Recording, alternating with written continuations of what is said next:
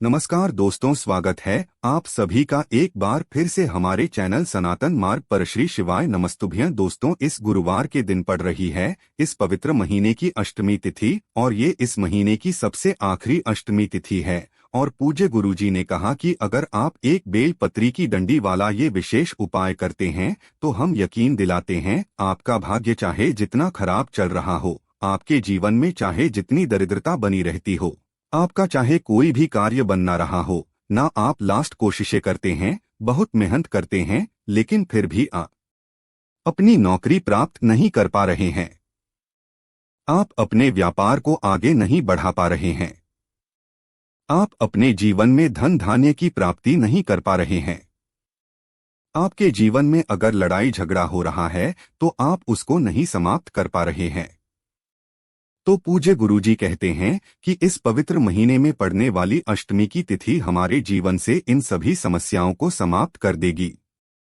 तो चलिए जानते हैं इस विशेष उपाय के बारे में। लेकिन उससे पहले एक प्रार्थना, अगर आप चैनल पर नए हैं तो कृपया चैनल को सब्सक्राइब अवश्य कर लें। देखिए, अगर आप पूज्य गुरुजी की शिव महापुराण की कथा सुनते हैं तो आप सभी को पता होगा कि पूज्य गुरुजी हमेशा ही अष्टमी की तिथि को बहुत ही विशेष मानते हैं और इस पवित्र महीने में ये अष्टमी की आखिरी तिथि पड़ रही है। इसलिए आपको ये विशेष उपाय करने से बिल्कुल भी नहीं चूकना चाहिए। देखिए, इस वीडियो में हम पूज्य गुरुजी द्वारा बताए गए तो विशेष उपायों के बारे में बात करेंगे। ये दोनों ही उपाय आपके जीवन में चल रही प्रत्येक समस्या को खत्म करने के लिए होंगे, आपके व्यापार को, आपकी नौकरी को बढ़ाने के लिए होंगे, व आपके जीवन में सुख, समृद्धि और वैभव की प्राप्ति करवाने के लिए होंगे। पहला उपाय बताने से पहले सामने स्क्रीन पर आपको एक प्रश्न दिखाया जा रहा है। इसमें आपको बताना है कि त्र्यंबकेश्वर ज्योतिर्लिंग किस राज्य में स्थित है, गुजरात में या फिर महाराष्ट्र में। इनमें से जो भी उत्तर सही है वो आप कमेंट करके जरूर बताइएगा। चलिए बात करते हैं गुरुजी द्वारा बताए गए पहले खास उपाय के बारे में। इस उपाय के लिए आपको एक लोटा जल ले लेना है। लोटा आप तांबे का ले लीजिएगा और जल आप अपने किचन से ले लीजिएगा। फिर इसके बाद आपको थोड़ा सा शहद लेना है। आपको सिर्फ और सिर्फ एक बूंद शहद लेना है। देखिए, शहद का उपाय अगर हम गुरुवार के दिन करते हैं तो इसे महादेव तो प्रसन्न होते ही है, और अष्टमी की विशेष तिथि में भगवान नारायण की कृपा हमें विशेष रूप से प्राप्त होती है। इसलिए आपको एक बूंद शहद ले लेना है। शहद के बाद फिर आपको लेना है एक बेलपत्र। बेलपत्र आप सभी जानते हैं कि माता पार्वती के आंसुओं से उत्पन्न हुई है, इसलिए ये महादेव को बहुत ही प्रिय होती है। आपके पास बेलपत्र नहीं है तो आप शिवालय जाकर ऊपर चढ़ी हुई बेलपत्र को उठाकर जल से शुद्ध करके फिर उसका भी इस्तेमाल कर सकते हैं। बस आपको एक बात का ध्यान रखना है कि बेलपत्र कहीं से भी कटी फटी नहीं होनी चाहिए, और बेलपत्र की डंडी के आखिर में जो डुएट होती है यानी जो डंठल होता है वो भी नहीं होना चाहिए। उसको तोड़कर आप अलग कर लेंगे। अब सिर्फ ये 3 सामग्री लेकर आपको पहुंच जाना है शिवालय। इस अष्टमी की तिथि में सुबह से लेकर शाम तक किसी भी समय आप ये उपाय कर सकते हैं। अगर आपके पास शाम को प्रदोष काल के समय टाइम है तो आप उस समय ये उपाय कर लीजिए, नहीं तो फिर पूरे दिन में किसी भी समय कर सकते हैं। अब देखिए, सबसे पहले जब आप शिवालय पहुंच जाएंगे तो आपके पास जो एक बेलपत्र है उस बेलपत्र की बीच वाली डंडी पर, यानी बेलपत्र की जो 3 पत्तियां होती है, उन तीनों पत्तियों को जो डंडी जोड़ती है, देखिए सामने आपको गोल गोल घेरे में समझाने का प्रयास किया जा रहा है। ये जो बीच वाली डंडी होती है जो तीनों पत्तियों को जोड़ती है, इसी डंडे में आपको ये एक बूंद शहद लगा देना है।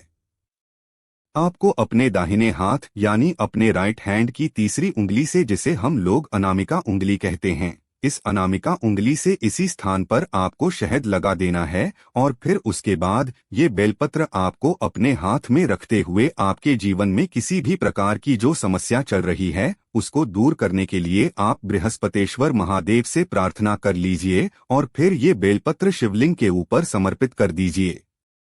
देखिए, बेलपत्र की चिकनी साइड का हिस्सा शिवलिंग में टच करेगा और बेलपत्र की जो डंडी होगी वो जलाधारी की तरफ रहेगी सामने, जैसे वीडियो में समझाया गया है। ठीक ऐसे ही आपको ये बेलपत्र समर्पित कर देना है और कम से कम 5 बार बृहस्पतिश्वर महादेव का स्मरण कर लेना है। फिर उसके बाद आपके पास जो 1 लोटा जल है, उस जल को आप 7 बार में इसी बेलपत्र की सबसे आगे वाली पंक्ति में समर्पित करेंगे। देखिए, ये जो बेलपत्र आपने शिवलिंग के ऊपर समर्पित की है, इसकी सबसे आगे वाली जो पत्ती होती है, उसी पत्ती के ऊपर ये जल आपको 7 बार में समर्पित करना है। देखिए, सबसे पहले आप थोड़ा सा जल समर्पित करिए, बृहस्पतेश्वर महादेव का स्मरण करिए, फिर थोड़ा सा जल समर्पित करिए, बृहस्पतेश्वर महादेव का स्मरण करिए। ऐसे ही आपको 7 बार में थोड़ा थोड़ा करके ये पूरा जल्द समाप्त कर देना है और 7 बार बृहस्पतेश्वर महादेव के नाम का स्मरण कर लेना है। उसके बाद शिवलिंग के सामने बैठकर आप कम से कम 11 बार या 21 बार या 51 बार श्री शिवाय नमस्ते ब्रह्म मंत्र का स्मरण करते हुए, यानी मंत्र का जाप करते हुए, आपके जीवन में जो समस्या है, जो अभी आपने बोली है, उसका फिर से स्मरण कर लीजिए। बृहस्पतेश्वर महादेव से उस समस्या को दूर करने के लिए फिर से प्रार्थना कर लीजिए और फिर वापस अपने घर आ जाइए। खोज गुरुजी ने कहा कि अगर आप इस अष्टमी की तिथि में ये विशेष उपाय करते हैं तो हम आपको यकीन दिलाते हैं कि आपके जीवन के सारे संकट, सारे कष्ट महादेव की कृपा से बहुत ही जल्द समाप्त हो जाएंगे।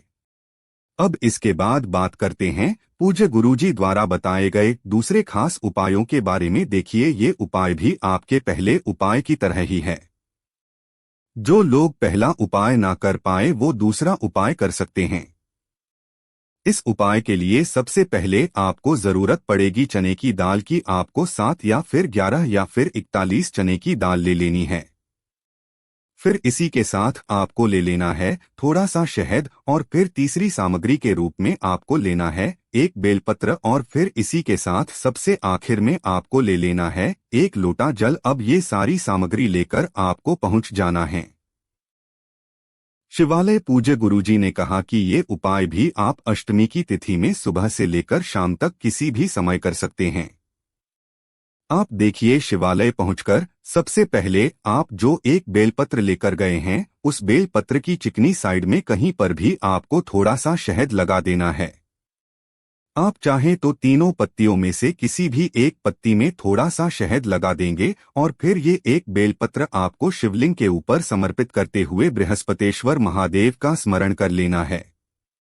फिर उसके बाद आपके पास जो चने की दाल है, उस चने की दाल में आप थोड़ा सा ये जल डाल दीजिए, यानी ये चने की दाल गीली हो जाए। आप जब ये चने की दाल गीली हो जाएगी तो उसके बाद आपके पास जो 1 लोटा जल है, उस जल को आप सबसे पहले श्री गणेश जी वाले स्थान पर थोड़ा सा समर्पित करेंगे, फिर थोड़ा सा श्री कार्तिक केजरी वाले स्थान पर समर्पित करेंगे, फिर माता सुंदरी वाले स्थान पर थोड़ा सा समर्पित करेंगे और फिर थोड़ा सा माता पार्वती के हस्त कमल में समर्पित करते हुए फिर आपको ये जल बचा लेना है। देखिए, अगर आप शिव परिवार के बारे में नहीं जानते हैं तो सामने स्क्रीन पर आपको पूरा शिव परिवार दिखाया जा रहा है। इसी में जो जो स्थान बताए गए हैं, क्रम से उन्हीं स्थानों पर आपको जल चढ़ा देना है और लोटस का बचा हुआ पूरा जल आपको बचा लेना है।